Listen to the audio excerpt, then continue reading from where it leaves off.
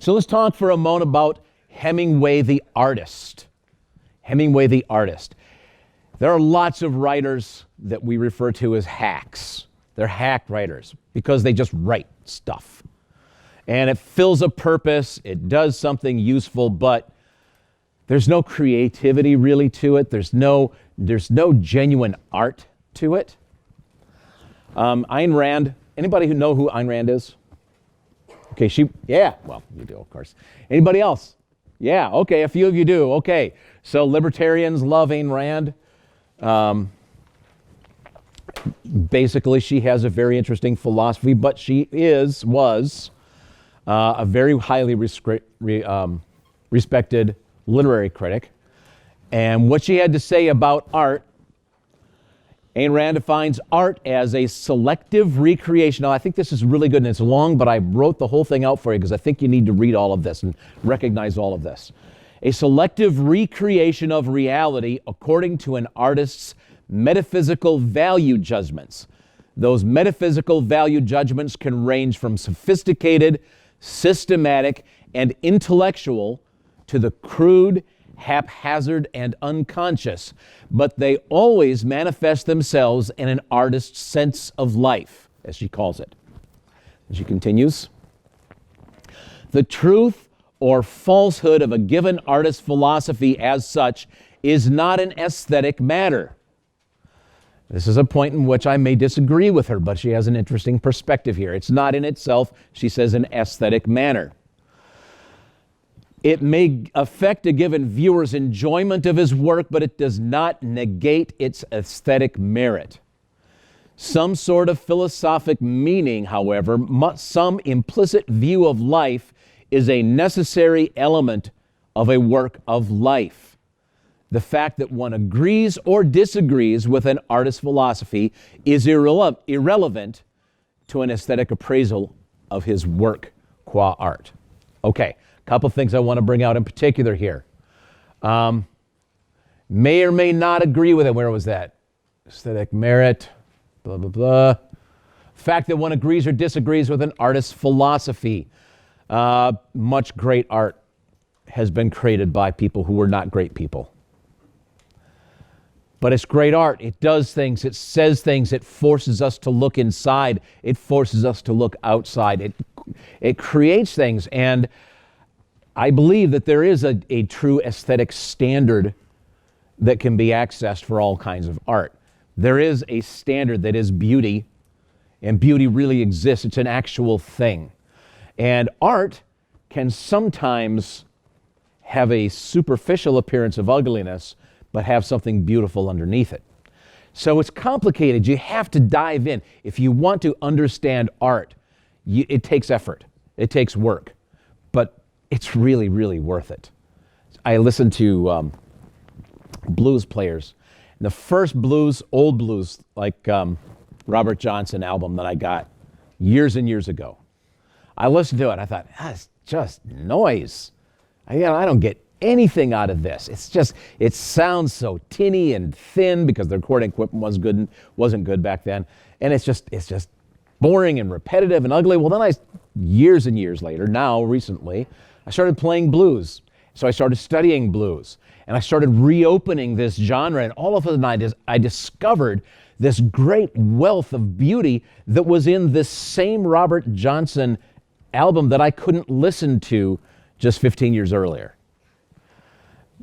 As you invest yourself in realizing art is something real and start really opening it up, you will find all sorts of joy that you just didn't know even existed beforehand.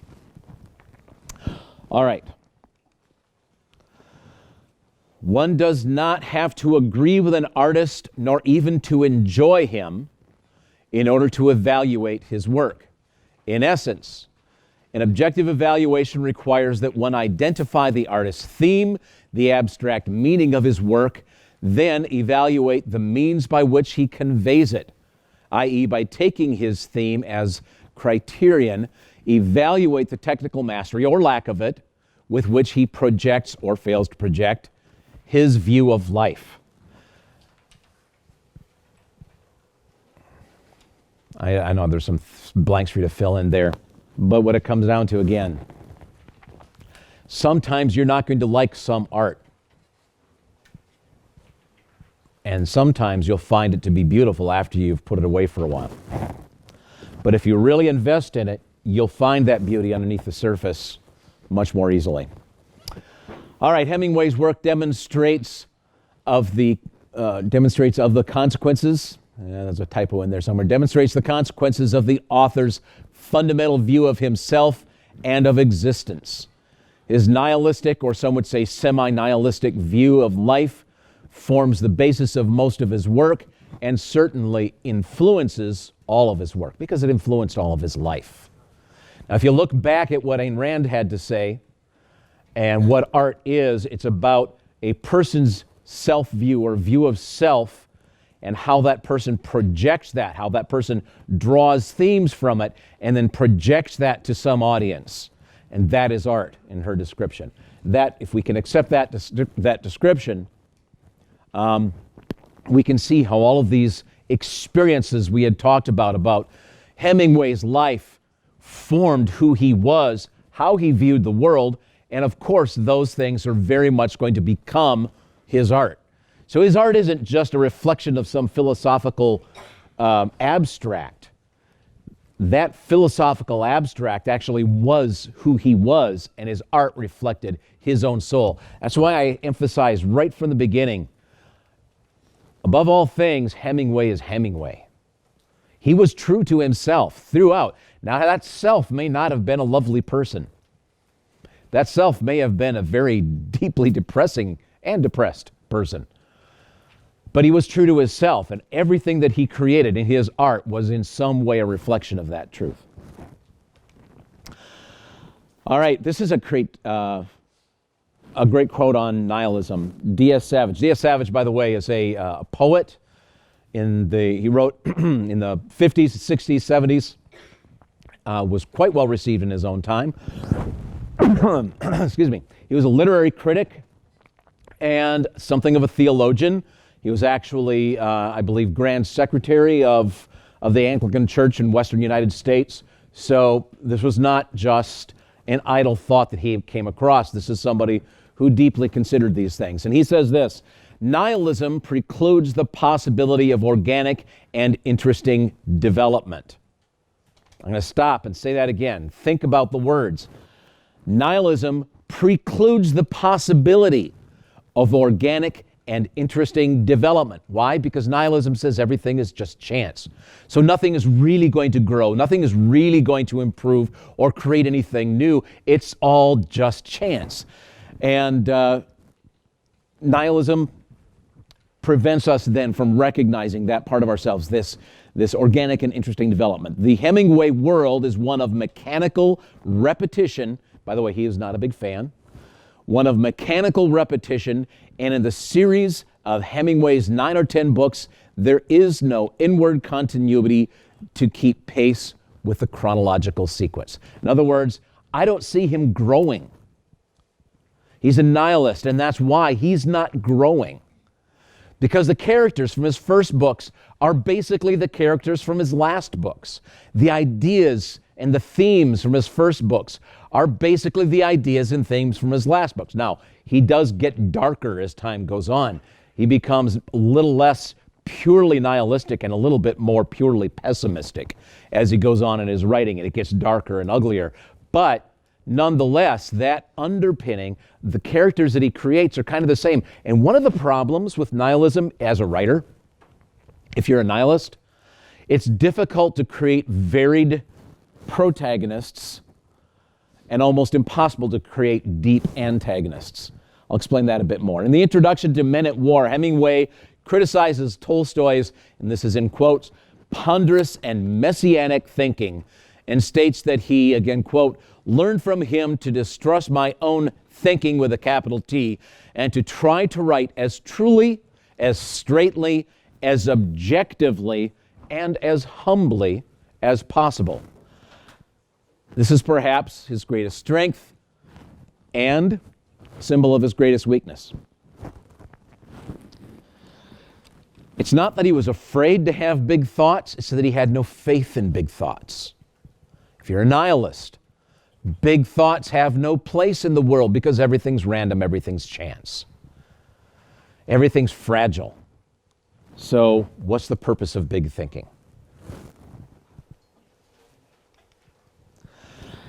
If we can see a failure in the art of Hemingway, it is the failure to create any great variety of protagonists or any great depth of antagonists. So any failure to create any great variety of protagonists or any great depth of antagonists. He fails to identify any great or even real and lasting goodness. Hemingway's failure is then the failure of nihilism. And in the last 20 years, I've spent a lot of time studying the art of writing. And one of the most important things is to have variety in your good people, the protagonists. There's got to be variety there, because if it's always the same person, it gets dull. And one of the most important things for a writer on any level is your antagonist has to be somehow very real, deep, and touches something that's a little bit scary. And so when I say he fails to create any great variety of protagonists or any great depth of antagonists, that's what I'm talking about. Because he has this nihilistic view, everybody is basically kind of bad. Some people are just innocently bad, and some people are intentionally bad, but everybody's just kind of bad. And so with that point of view, there really isn't a lot of room for a truly awful antagonist. It's really more about, well, this is the sucky way that life goes. And that's all there is to it. By the way, when I saw this stuff, bear in mind that he is one of my absolute favorite writers. I've read everything that he's written. I love Hemingway. But I'm tearing him apart now as a literary critic. Okay, so that's where this is coming from. His style, this is, by the way, why I love Hemingway, right here. His style is simple, direct, and unadorned. He is descriptive, but never florid. Who knows what I mean by that? Not florid. I used a word that I know most of you aren't familiar with. Not superfluous in his descriptions. Yeah, okay. So the idea of florid, meaning all this long, lengthy, lots of adjectives and adverbs and lots of, unnecessary words to create, longer sentences than they need to be. Okay, he intentionally, very willfully avoids all of that, and it's very direct. And he has to say, now at the same time, he's very descriptive.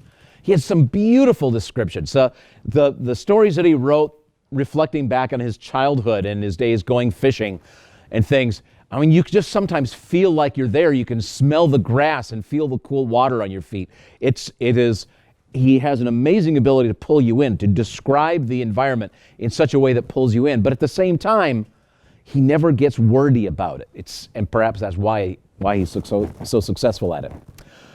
All right, he valued brevity, which, as Shakespeare noted, is the soul of wit. Right, Hamlet, brevity is the soul of wit. And loved to pack as much meaning into the fewest words possible. That's why I started early on. I mentioned, I've got to check my time, we're good. Early on I mentioned William Faulkner and his thing. Of course, now he was a brilliant writer. But he said it was really hard to write short stories. He didn't feel that he was very good at it, although his short stories are among the best in American literature, according to most literary critics. And he said he's even worse at, he was awful at poetry, because the more you have to condense ideas into a small space, the more difficult it is. And Hemingway was someone who had that ability to pack a tremendous amount into a small space, so that his short stories actually capture a feeling of poetry almost. You get carried along by it, much like poetry, even though it is not poetry. No one would ever read it and mistake it for poetry, but it kind of gives you the best parts of poetry. Okay. Here's an example. He was challenged to a bet by a friend of his, another writer friend. This is an oft-repeated tale among writers. The friend said, I'll bet you can't write a story, and they started out, they kind of bid it down. I bet you can't write a story in under 100 words. He says, I can write it in half that. Can you write a story in under 20 words? Of course I can. Could you write it in under 10 words? And he pulls out a napkin. Now, this is how the story goes. How true it is, I don't know. It's somewhat apocryphal. But he pulls out a napkin and he's got a pen. And he writes this: "For sale, baby shoes, never worn." 6 words. Is it a story? I would say it is. In fact, most people would say it is. It's often referred to as the shortest short story. For sale, baby shoes, never worn. Does a story have to answer all your questions? No. The best stories don't answer all your questions.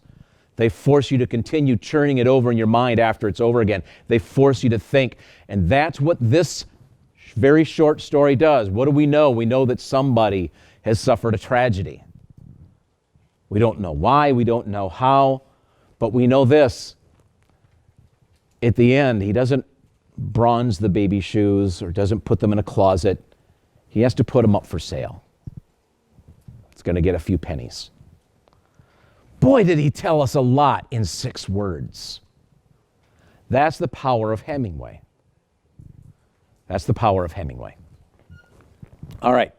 It is believed that this tiny story came from an incident he'd read about when he was young. But whether that's true or not, it shows his style and even his views on life. There is also a bit of the nihilism in this, isn't there? This whole flip of the dice. No one could be more innocent than the baby, but the baby is gone. And where's the fairness? Where's the justice in that? So there's a lot of Hemingway in that tiny little story.